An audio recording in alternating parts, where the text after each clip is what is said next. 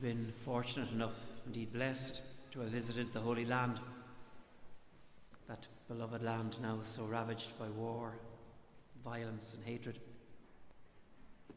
You were probably brought on pilgrimage to Mount Tabor, the traditional site of today's Gospel. It's not an especially high mountain, but what makes it memorable, distinctive, is how it stands out by itself from the flat land all around. Maybe for those of us in this part of the world, think of Slieve Gullion up in the north of the country. It can be seen from miles around. It's a landmark. And what happened on that mountain was, I think, another landmark of sorts. A landmark in the journey of faith for Peter, James and John. All three of the Gospels, Matthew, Mark and Luke, tell us that it was the initiative of Jesus. Jesus brought with him Peter, James and John and led them up this high mountain where they could be alone by themselves. Jesus wants to share with them the truth of his own identity, that of the only begotten Son of the Father, the one to whom the law given by Moses and the prophets,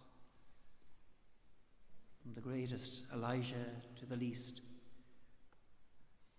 they all point to Jesus. They all speak to Jesus, as we would say today. It's an experience I don't think any of the three could ever forget. To see into the very soul of Jesus, to see a glory so splendid that radiated out from within him, so that his outer appearance was as if the very clothes he wore had become radiant themselves. And yet for all that they were both transfixed and terrified, and for all that they wanted to freeze that moment by building a monument to them, they had to come back down the mountain. For the journey of faith wasn't yet complete. They were still on the way to Jerusalem and the final Mount of Revelation, Mount Calvary. Do you have your own Mount Tabors, your own special landmarks on the journey of faith? Somewhere where the mystery of God was, if only for a moment, revealed? I would imagine so. I certainly hope so. Maybe a church, perhaps indeed this very one we're gathered in this evening. And a moment during Mass or alone at prayer,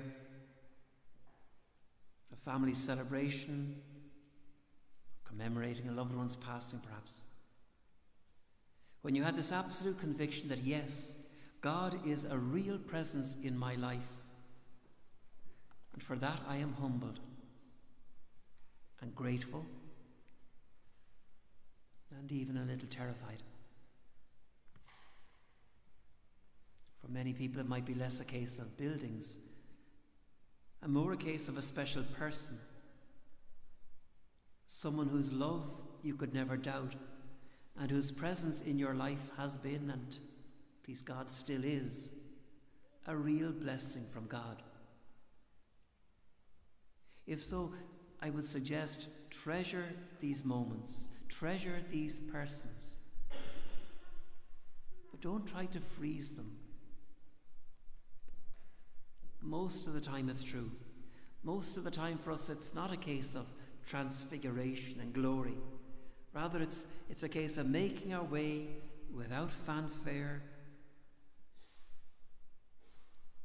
perhaps even boringly, day by day, week after week, along the journey of faith, the journey of life. Sometimes we might be tempted to question if that faith is authentic, given how mundane our regular experience can be. A bit like kids complaining that Mass is boring. To the untrained eye, that is how the life of faith, how regular weekly Mass can sometimes be. Which is why we need signposts to make sure we're on the right road, landmarks to reassure us that God is indeed with us, and with us always. The Church places this gospel of the Transfiguration early on our Lenten pilgrimage to encourage us to continue through to its climax at Calvary, a wooden cross and an empty tomb. And so too Jesus brings us to our own high mountains, wanting to share with us his identity. The full and final revelation will only be when the journey ends. But don't ignore the landmarks along the way.